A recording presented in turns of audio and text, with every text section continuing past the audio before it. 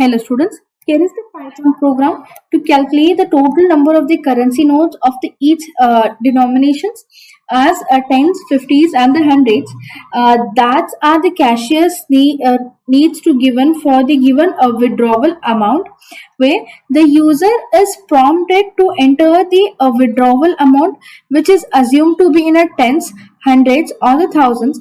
The program first calculates the number of the hundreds by dividing the amount by 10.